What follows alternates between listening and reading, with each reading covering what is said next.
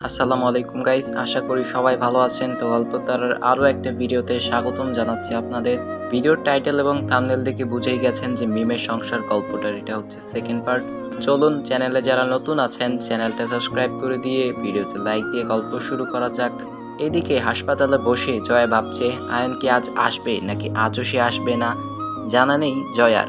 আর বাড়িতে সেলিনা অল্প করে খিচুড়ি, ডিম ভাজি, আচার দিয়ে মিমকে খেতে দিলাম। মিম সাথে সাথে সব খেয়ে নিল। সেলিনা বলল, ইস রে, মাইয়াটার খুব ক্ষুধা লাগছিল রে, ঠিক কইরা খায়ও নাই তো রাত ভোর সব কিছুতে। সাহেব, আয়ন বাবা, অহনামা সবাই তো রাতে কিছু না কিছু খাইছে, মায়াডারে তো সাথেও নাই, মনে মনে ভাবছে সে। সেলিনা বলল, নতুন বউ এ বাড়িতে এত সকালে কেউ ওঠে না, সবাই 8:30 বাজে রুম থেকে বাইর হইব, 9টার মধ্যে সবাই যে যার কাজে চইলা যাইব, 8টায় রানতে যামু, রান্না করতে চা আর ব্রেড বাটার জুস এগুলাই, আপনি ওগুলোকে আবার খায়েন। এই খিচুড়ি আমি ফ্রিজ থেকে বের কইরা গরম করে দিছি, নতুন বউরে এই খাওয়াইছি হুনলে সাহেব আবার রাগ করব। মিম মাথা নাড়িয়ে সম্মতি দিল, উঠে হাত ধুয়ে নিজের রুমে চলে যাবে বলে সিঁড়িতে পা বাড়ালো। 8:30 নাগাদ আয়নের ঘুম ভাঙল। ঘুম ঘুম চোখে মোবাইল অন করে 8:30 বাজে দেখে মেজাজ সেই বিগড়ে গেল আয়নের। এত লেট কিভাবে উঠল সে?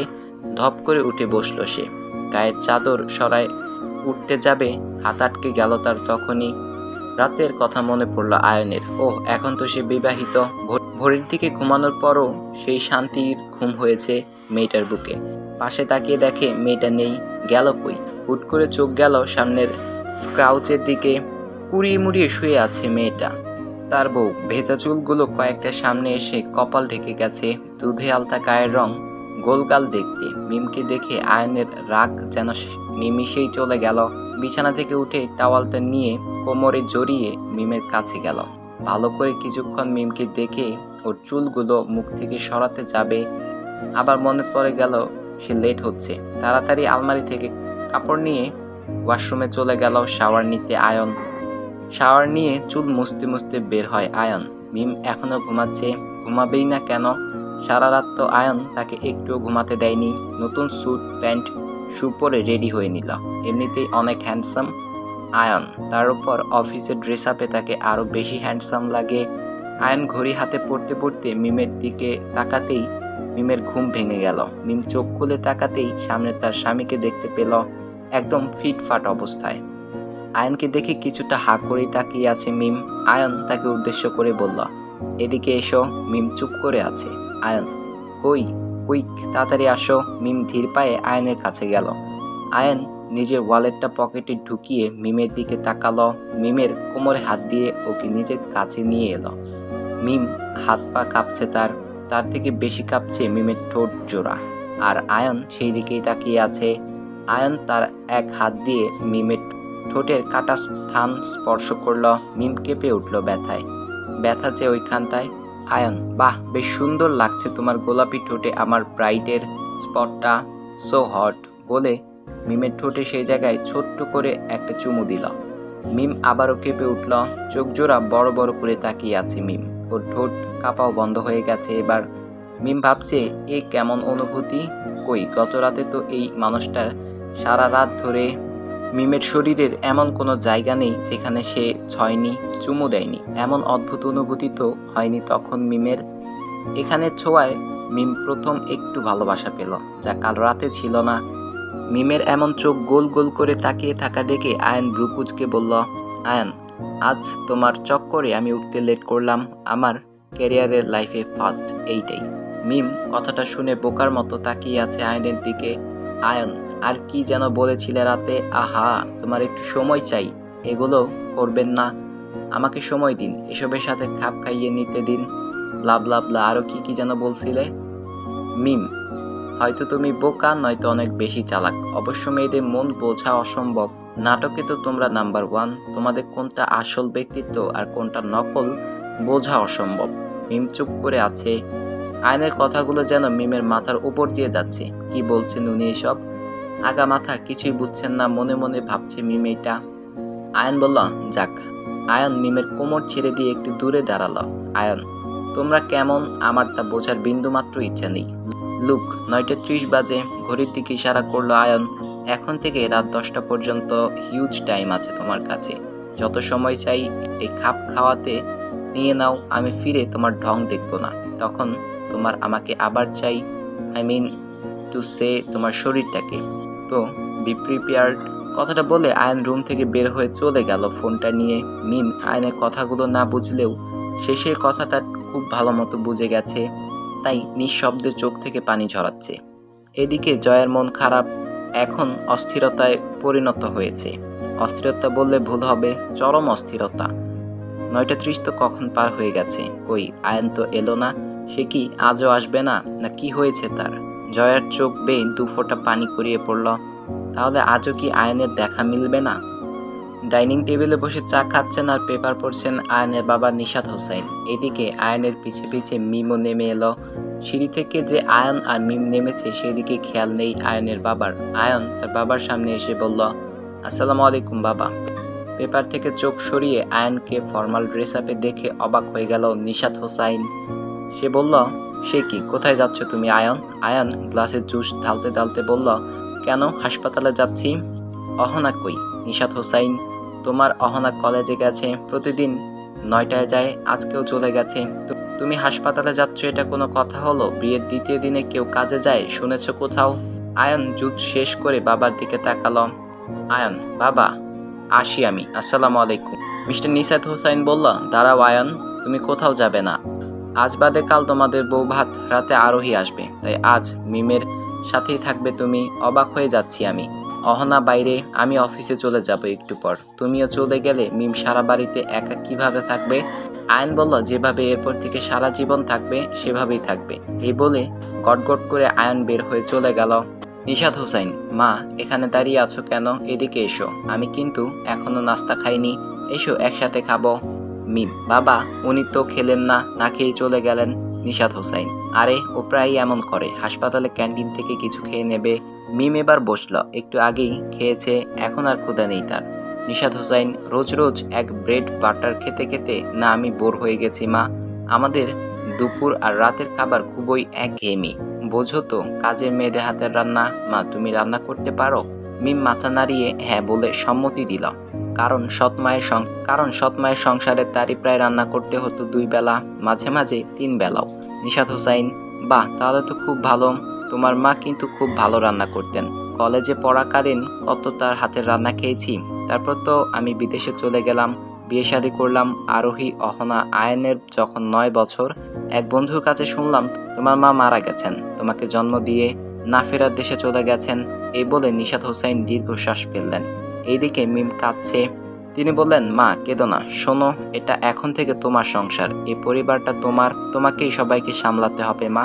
আজ কথাগুলো তোমাকে তোমার শাশুড়ির কথা বলার ছিল, কিন্তু আমি বলছি কথাগুলো। আরোহীর বিয়ে হয়ে গেছে, ও এখন নিজের সংসারে ব্যস্ত, না হলে একাই আমাদের সবাইকে বিয়ের আগ পর্যন্ত সামলিয়ে রেখেছে। আর অহনা এবং আয়ন, তাদের সংসারে মনই নেই, কোনো ইন্টারেস্ট নেই, বুঝোই তো। এখন তোমাকেই নিজের সংসার নিজের মতো করে সামলাতে হবে। মিম বলল, আমি চেষ্টা করব বাবা। নিশাত হোসাইন, পারবে তুমি মা? আমি এখন আসি, অফিসের সময় হয়ে গেছে, তুমি ঘরে গিয়ে রেস্ট করো। সংসার সামলাতে বলেছি বলে আজ থেকেই কাজ করতে হবে না। বিয়ের দ্বিতীয় দিনই কোনো কাজে হাত দিবে না তুমি, কিন্তু খবরদার বউ ভাতের আগে কোনো ঝামেলায় জড়াবে না। মিম মাথা নাড়িয়ে সম্মতি দিল। আয়নের বাবা বের হয়ে গেলেন অফিসের পথে। আয়ন গাড়ি থেকে নেমে হাসপাতালে ঢুকে দেখে জয়া হন্তদন্ত হয়ে হাসপাতালের ইসিও মিস্টার সুশান্তর কেবিনে গেল। আয়নকে দেখে সবাই দাঁড়িয়ে সালাম গুড মর্নিং দিল। আয়ন নিজের কেবিনে চলে গেল। Jaya, may I come in sir? Sushant, yes come in. Good morning doctor Jaya. Jaya, good morning sir. Sir, I want to ask something if you don't mind. Shushanto, yes please. Joya, sir, it's already 10:30 a.m. Where is our CEO? He don't came yesterday. Also, he's here. Any problem, sir? Please tell me. Shushanto, maybe some personal issues. I don't know. Joya, but don't we should ask him? Shushanto মাথা উঁচু করে কিছু বলতে যাবে, আয়নের phone আসলো তার কলে। সুশান্ত বলল, doctor Jaya, excuse me. Hello mister Ayan, আপনি হাসপাতালে এসেছেন? ওকে, আমি ডাক্তারদের পাঠিয়ে দিচ্ছি এক এক করে। আয়ন অফিসে কথাটা শুনে জয়ার বুকটা মনে হয় শান্ত হয়ে গেল। সুশান্তর ফোন রেখে জয়ার দিকে তাকাতে জয়া বলল, এক্সকিউজ মি স্যার বলে জয়া বের হয়ে চলে গেল। না, আয়নকে এক নজর হলেও তা দেখতে হবে, কিন্তু তার তো এখন আয়নের সাথে দেখা করার সময় না। তার সেই সময় হচ্ছে তো সন্ধ্যা 6:30। এতক্ষণ সে কি করবে? সে তো আয়নকে না দেখতে পারলে পাগল হয়ে যাবে। মিম রুমে এসে রুমটা সুন্দর করে গোছাতে গেল। হঠাৎ করে তার চোখ গেল বিছানার দিকে। সাদা বিছানায় লাল রক্তের দাগ। মিমের এর পেছনের কারণ জানা নেই যে এটা তার সতীত্বের প্রমাণ। আজ এই প্রমাণ পেয়ে আয়ন তাকে নিজের কাছে টেনে নিয়েছে, এইটা মিমের জানা নেই। মিম বিছানার কাছে যে ভালো করে পর্যবেক্ষণ করলো। হ্যাঁ, এটা রক্ত কিভাবে আসলো? কই, সারা রাত ঠোঁটে পাতে তো আর কোথাও কাটেনি যার থেকে রক্তপাত পড়বে। তাহলে কি ওনার কোথাও কাটলো, নাকি মিমের পিরিয়ড হলো? ও হ্যাঁ, মিমের তো ডেট কাছাকাছি, কিন্তু না হয়নি। তাহলে আয়নের সামনে বসে আছে ডাক্তার রাকিব। নিজের গত 2 দিনের কাজের এক্সপ্রেশনের জবাবদিহিতা করছে। আয়ন হাসপাতালে চিফ ফিনান্সিয়াল অফিসার। হাসপাতালে আর্থিক সকল কার্যক্রমে আয়নের আন্ডারে। বড় বড় সকল ডাক্তারকেই হাসপাতালের সকল আর্থিক খরচপাতির জবাবদিহিতা আয়নের কাছে করতে হয়। এমনকি হাসপাতালের সকল ডাক্তার স্টাফদের বেতনও আয়নই দেয়। আয়ন ফাইল চেক করে যেহেতু মাসের 3 তারিখ, ডাক্তার রাকিবকে বলল যে আজ 3 তারিখ, প্রতি মাসের 2 তারিখ আপনাদের পেমেন্ট দেই আমি, কিন্তু কিছু পার্সোনাল কারণে আমি গতকাল আসতে পারিনি, আর ব্যাংক থেকে টাকাও তুলতে পারিনি, কাল দিয়ে দিব।